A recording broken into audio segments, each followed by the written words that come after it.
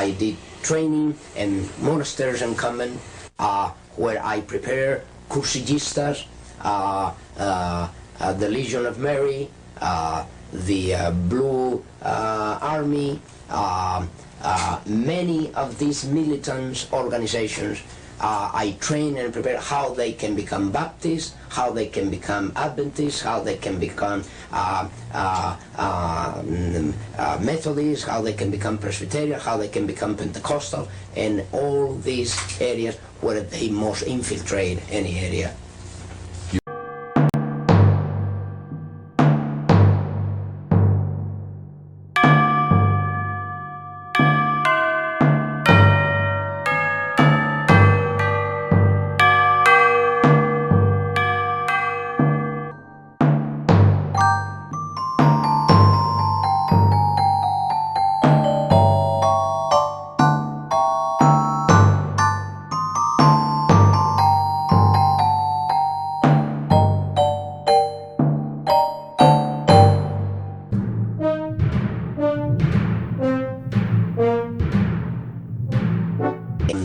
And dealing with the infiltration of churches and religious institutions as well as government. That cover a tremendous number of institutions. And the purpose of that infiltration was what for? Well, the purpose is what the Roman Catholic system has all the time as her own purpose, is to infiltrate, to penetrate all the areas of life where the Roman Catholic can have control and access for the coming world government. What that means is, in preparation for that world government, the Roman Catholic institution, especially since the establishment of the Jesuit order in 1541, throughout all these 500 years, they've been in preparation and through infiltration and penetration of every level of society in order to take over the world politically and religiously.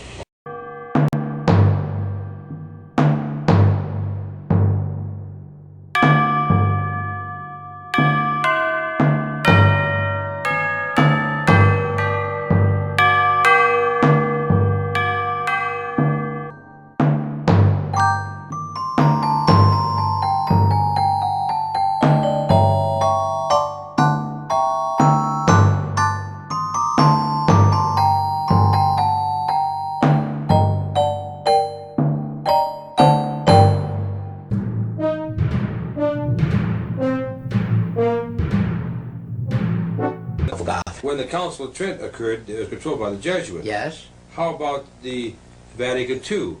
Now, the connection there? Yes, the connection is very, very, very prophetic. I will say this, I think that will clear the whole point here, because it's so prophetic that while the Council of Trent was the first council to be managed by the Jesuit order, the Vatican Council was brought about by the same Jesuit order with the same intention. And you know the intention of the Council of Trent. The intention behind the Council of Trent was the Counter-Reformation. What was the intent of the Vatican Council II? Another Counter-Reformation, but called today, how you call it? Renewal. You see the point? Now, the change was a name, but the intentions were the same. Yes. See, more sophisticated today. Yes. You see, the Counter-Reformation was taken through the Council of Trent. That was the entire Counter-Reformation was performed by the Council of Trent, decrees. Then through that time until today, Vatican Council II came about with the idea of renewal. That means another step forward, and the final, I will say this is the final stage of a Counter-Reformation. Now, how about the charismatic movement? What's the connection with that? The charismatic movement is serving the purpose, as we said, of one of the many issues. As we said about Saturdays and Sunday, they'll pick up every issue with different denominations. In the case of the charismatic movement, they pick up the charismatic movement because one factor.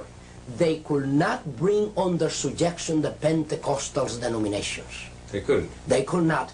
Even when they went through the ecumenical movement before from 1945 down to our day, since this already starts. As a matter of fact, if you want to know, the World Council of Churches started by financed by the Jesuits in Europe in 1945 after the end of the Second World War already, or by the time that the World War was to end, already the Jesuits were at work trying to unite all the Protestants in Europe.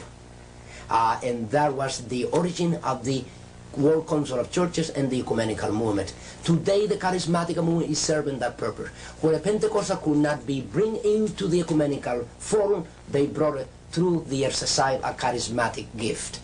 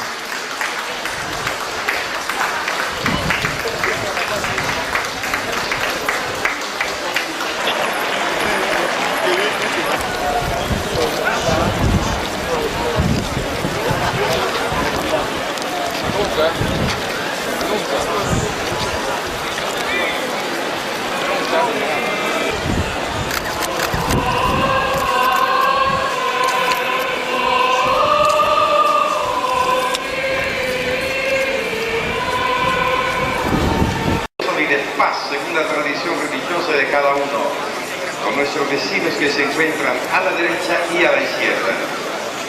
ただいま平和と一致の印としてそれぞれの宗教の慣習に従って左右